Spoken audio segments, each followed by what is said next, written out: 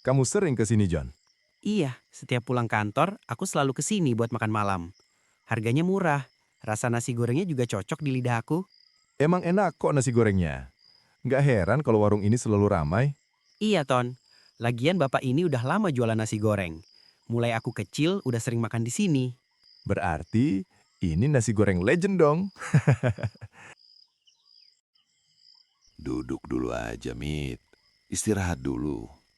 Atau kamu mau pulang sekarang juga nggak apa-apa. Dari sore kamu sudah sibuk. Tuh, udah habis semua nasinya. Pelanggan juga udah nggak ada. Iya Pak, mungkin saya pulangnya nanti aja, habis warungnya beres semua. Alhamdulillah ya Pak, hari ini bisa habis nasinya seperti biasa. Iya, Mit. Alhamdulillah. Semoga besok bisa sebaik ini lagi. Oh iya, Mit. Besok sore kalau kamu kesini, tolong titip jamu ya. Jamu buatan ibumu itu enak, Mit. Badan saya cocok sama jamu itu. Iya Pak, nanti saya bawakan. Loh, Mit, udah tutup warungnya? Iya Pak, Alhamdulillah sudah habis nasinya. Memangnya semalam itu berapa porsi kejual? Sampai 150 porsi Pak. Alhamdulillah. Wah, lumayan banyak juga ya. Hebat. Ya udah kalau gitu, Mit. Kayaknya kamu udah capek. Iya Pak, permisi.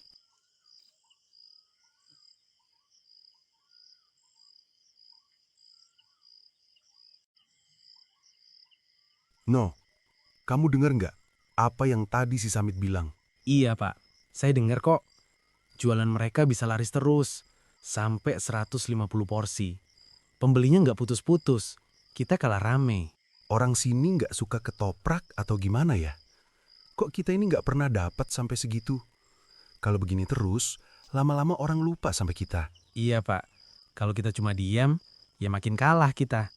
Mereka itu biasa aja sebenarnya, cuma pintar ambil hati orang. Tapi kalau soal cara, kita juga bisa lebih pintar. Maksudmu mau ngerjain mereka, no? Iya Pak, bikin aja orang mikir 2 kali beli ke sana. Tinggal sedikit bikin cerita ke pelanggan. Atau pakai cara yang lain. Toh saya juga punya kenalan kok Pak.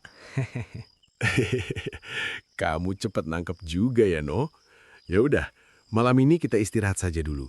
Besok siang kamu ke sini, kita bicarakan lagi masalah ini. Siap Pak. Di balik langkah pulang mereka, ada niat yang belum ikut beristirahat. Dalam diam, keduanya sudah sepakat. Esok hari, bukan soal berjualan lagi yang akan mereka bicarakan, melainkan cara licik untuk menjatuhkan warung Pak Sardi yang kini terlalu ramai bagi hati mereka yang iri. Malam pun berlalu, dan esok akan membawa rencana yang tak baik.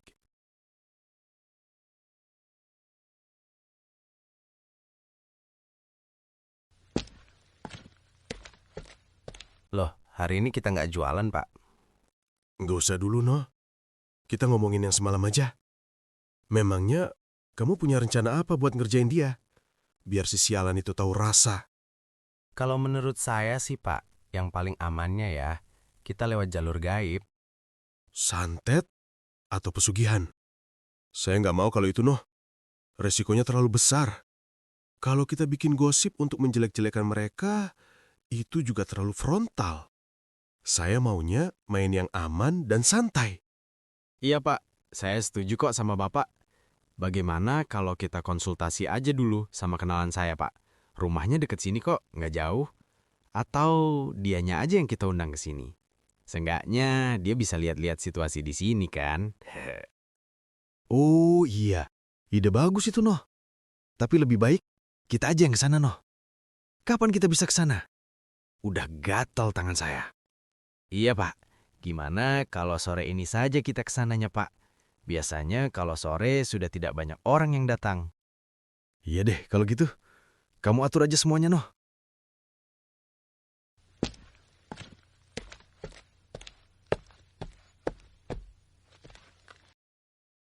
Loh, kamu kok sudah datang, Mit? Kan masih siang. Ada apa? Kok tumben cepet banget? Iya Pak, saya cuma mau antar jamu.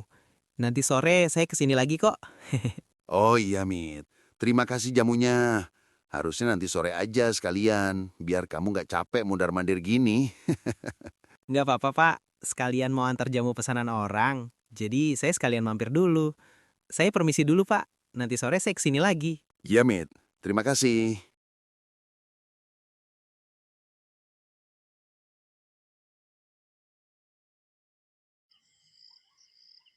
Masuk, no. Lama nggak ketemu. Iya, Mbah. Lama banget. Udah 4 tahunan ya. Ayo, silakan masuk.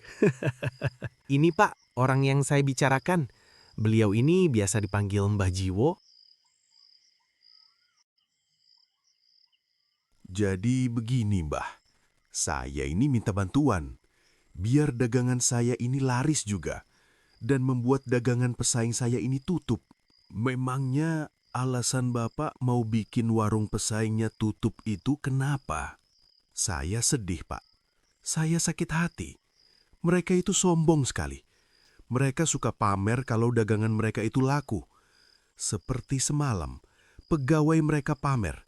Dia bilang dagangan mereka laku 150 porsi setiap harinya.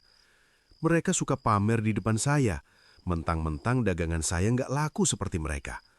Saya cuma pengen mereka itu ngerasain gimana perasaan mereka kalau dagangannya nggak laku, sama seperti saya kemarin-kemarin. Kita ini kan sama-sama jualan, ya jangan sombong gitu. Kan kita sama-sama cari nafkah. Oh begitu, sombong sekali ya mereka. Harus dikasih pelajaran orang-orang sombong seperti itu. Santet mati saja buat orang sombong seperti mereka itu. Mereka orang-orang yang tidak punya hati. Tidak, Mbah. Saya tidak mau kalau mencelakai mereka. Saya cuma mau dagangan saya laris dan dagangan mereka kurang laku. Biar mereka ngerasain apa yang saya alami. Dan saya tidak mau sombong ke mereka. Iya, saya paham maksud Bapak. Bapak termasuk orang yang baik. Bapak tidak mau menyakiti orang. Padahal Bapak sudah diperlakukan seperti ini. Saya punya cara untuk mengatasi masalah ini. Bagaimana kalau kita tutup secara gaib saja warung mereka? Lalu warung Bapak kita pakein penglaris. Memangnya tutup warung secara gaib itu seperti apa ya, Mbah? Mohon maaf, saya awam untuk perkara seperti ini. Lalu kalau penglaris, apa membutuhkan tumbal? Itu biar warung mereka kelihatan tutup, sekalipun mereka sedang buka. Jadi bakal sedikit orang yang belanja di sana, atau bahkan tidak ada sama sekali. Lalu kalau penglaris, tidak ada tumbal sama sekali, Pak. Aman semua kok. Ini jalur putih. Oh begitu, Mbah. Lalu apa yang harus saya kerjakan untuk itu? Dan berapa kira-kira biayanya, Mbah? Hari Senin depan Bapak kesini lagi. Nanti saya kasih pegangannya. Untuk biaya, seikhlasnya saja, Pak. Nanti kalau semuanya sudah berhasil. Oh, begitu, Pak. Terima kasih banyak ya, Pak. Kalau begitu, saya permisi dulu. Terima kasih ya, No, sudah mau menemenin ke sini. Besok kita libur aja dulu. Senin malam baru kita jualan lagi seperti biasa. Soalnya, saya nunggu pegangan dari Mbah Jiwo. Oh iya Pak, saya mengerti kok. Kalau begitu, saya langsung pulang aja ya, Pak. Kalau Bapak butuh bantuan, hubungi saya aja lagi, Pak. Iya, No. Terima kasih.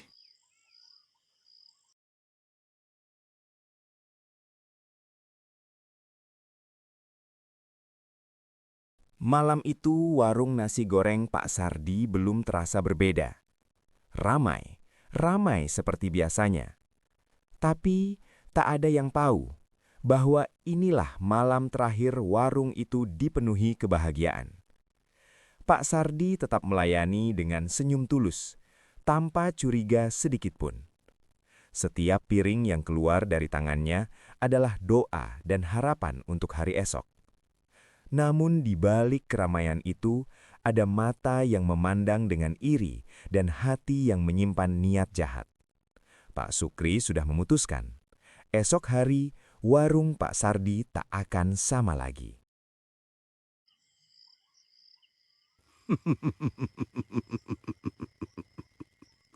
Mulai Senin besok, kamu sudah bisa beristirahat, Sardi.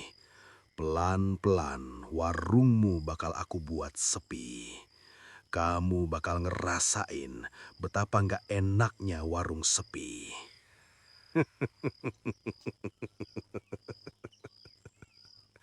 Malam ini, nikmati dulu kesenanganmu itu. Bersenang-senanglah selagi masih ada waktu.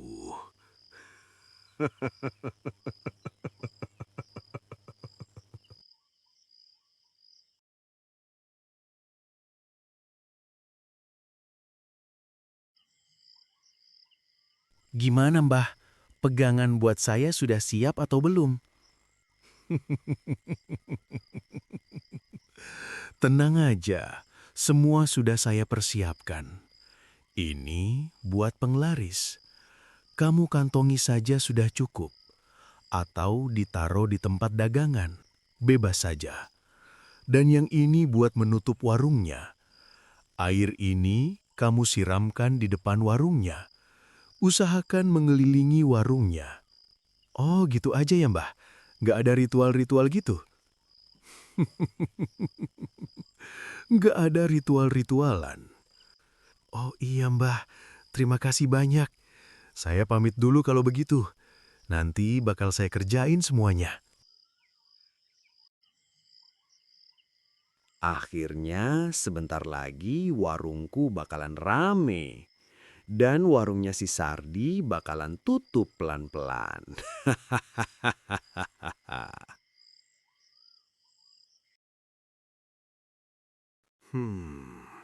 Lebih baik aku cek dulu warungnya si Sardi.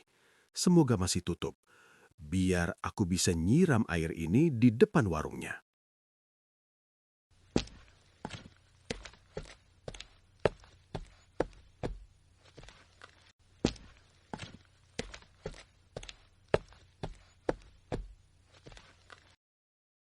Bagus, warungnya masih tutup.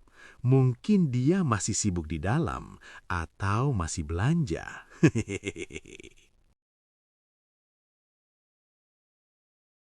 Pak Sukri pun menjalankan aksi jahatnya ke warung Pak Sardi. Ia menyiramkan air yang didapat dari Mbah Jiwo. Dengan ini, tamatlah usaha kamu, Sardi. Tinggal kita tunggu saja kehancuran kamu pelan-pelan.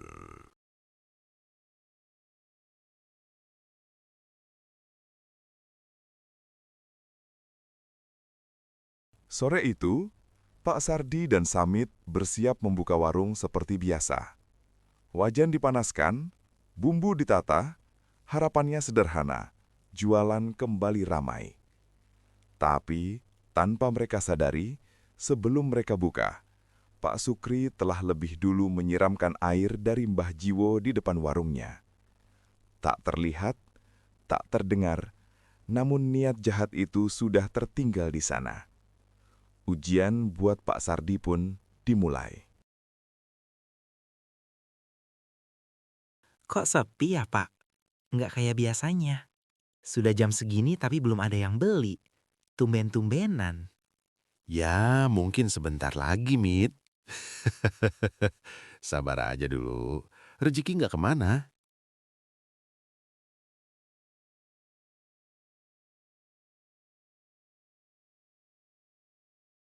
Hari itu, warung nasi goreng Pak Sardi terasa sunyi. Dari sore hingga malam, kursi-kursi lebih sering kosong. Beberapa pembeli memang datang, namun jumlahnya bisa dihitung dengan jari. Tak sampai 10 porsi yang terjual. Padahal, biasanya lebih dari 100 porsi habis tak bersisa. Wajan kini lebih sering dingin, dan senyum Pak Sardi perlahan memudar. Kenapa, Mit? Kok kamu kelihatannya tidak bersemangat gitu? Iya, Pak. Hari ini sepi banget. Tumben-tumbenan. Padahal selama saya bekerja di sini, nggak pernah tuh ngalamin seperti ini. Ini benar-benar sepi.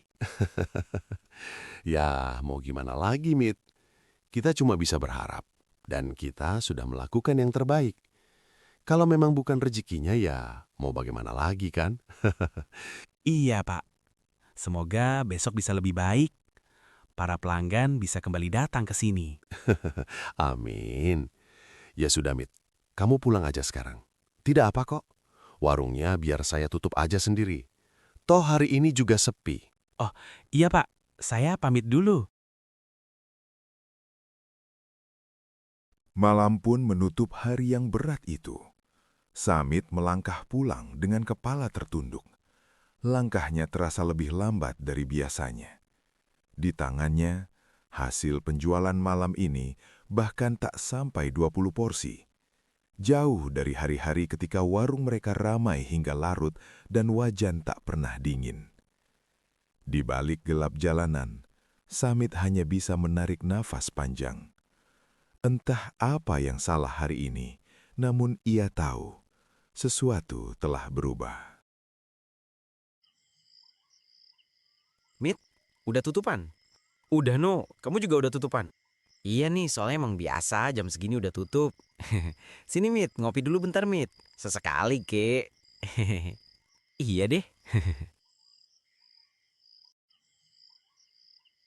Tumben kalian jam segini udah tutupan, Mit. Biasanya agak malaman dikit. Iya, No. Hari ini sepi banget di warung. Nggak kayak biasanya. Memang hari ini kejual berapa porsi, Mit? Nggak nyampe 20, No. Parah banget malam ini. Memangnya kalau di sini sampai berapa porsi? Masa cuma segitu, Mit? Kemarin-kemarin loh sampai 100-an porsi. Parah banget ya penurunannya. Kalau di sini cuma 30-an porsi aja, Mit. Sama aja kayak hari-hari sebelumnya. Hehe. Nggak bisa nyaingin warung Pak Sardi. Hehe. Enggak kok. Hari ini kan turun drastis. Nggak tahu kenapa. Ya, rezeki kan sudah ada yang ngatur. Tinggal kitanya lagi yang bersabar dan bersyukur. Tidak mengeluh. Hehe. Iya, No. Aku pamit dulu ya. Khawatir kemalaman. Iya, Mit. Hati-hati.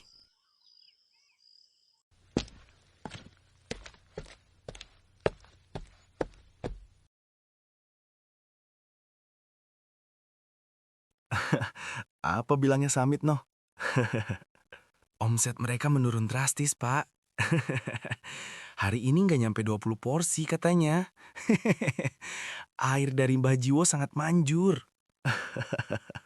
Rasain tuh mereka, biar pada ngerasain. Nggak enaknya nggak ada omset. Pelaris yang Mbah Jiwo juga manjur. Hari ini omset kita sampai 60 porsi. Padahal baru hari pertama. Iya, Kak. Manjur banget. Semoga besok-besok bisa nambah. Tadi saya juga ngomongnya ke si Samit, omset kita cuma di 30 porsi. Biar mereka nggak curiga. Iya, bener kamu, No.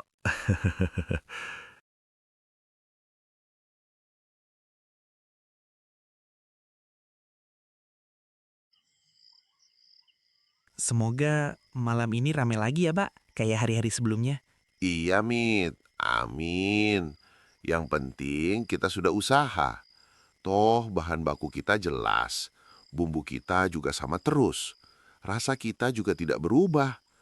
Kita cuma bisa pasrah. Iya, Pak.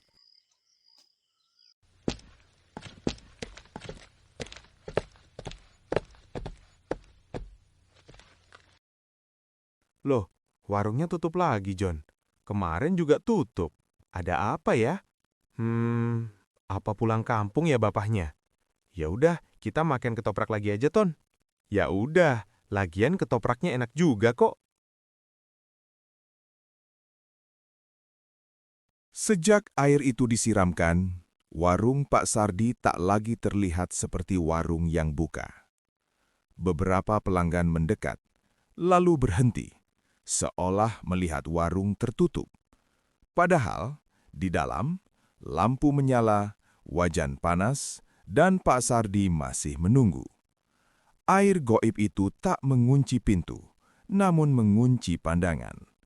Warung tetap buka, tapi rezekinya seakan menghilang.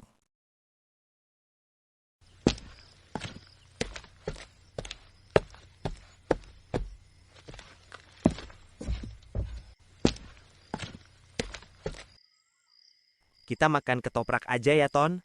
Mungkin bapak nasi gorengnya lagi pulang kampung. Iya, John, santai aja. Masnya tadi dari warung nasi goreng di sana ya? Iya, Mas. Mulai kemarin tutup. Mungkin pulang kampung bapaknya. Memangnya kenapa, Mas? Oh gitu toh. Soalnya bapaknya itu nggak ngomong ke saya kalau mau pulang. Biasanya itu selalu ngomong. Maklum mas, kita ini satu kampung. Kadang suka nitip barang-barang dari kampung. Oh gitu. Mungkin bapaknya buru-buru mau pulang, Mas. Iya mas, nggak apa-apa. Saya juga paham kok.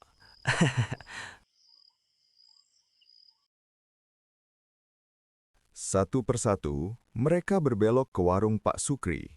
Bukan karena lebih enak, melainkan karena warung Pak Sardi seolah tak lagi terlihat. Pak Sardi tak pernah tahu bahwa sepinya warungnya bukan kebetulan. Itu adalah hasil dari niat jahat yang sengaja mengalihkan rizki orang lain.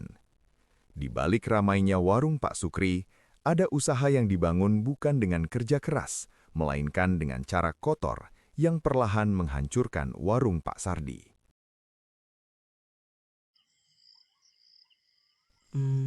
Malam ini sepi lagi, Pak. Malah lebih parah. Dari sore sampai sekarang cuma laku 3 porsi. Iya ya, Mit. Kok hari ini makin parah ya dari hari kemarin? Tapi ya sudahlah, Mit.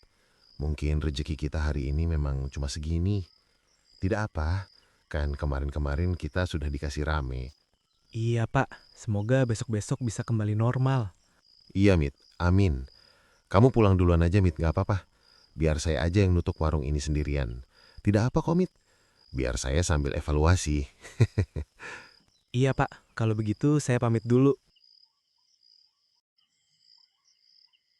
Ada apa ya dengan 2 hari ini? Kok tiba-tiba penjualan menurun drastis banget? Padahal aku tidak mengubah apapun. Aku tidak merubah rasa, tidak mengurangi porsi, tidak juga menaikkan harga. Ada apa ya sebenarnya? Aku hanya ingin berjualan jujur, namun entah kenapa jalan rezekiku menurun secara drastis. Tapi ya sudahlah,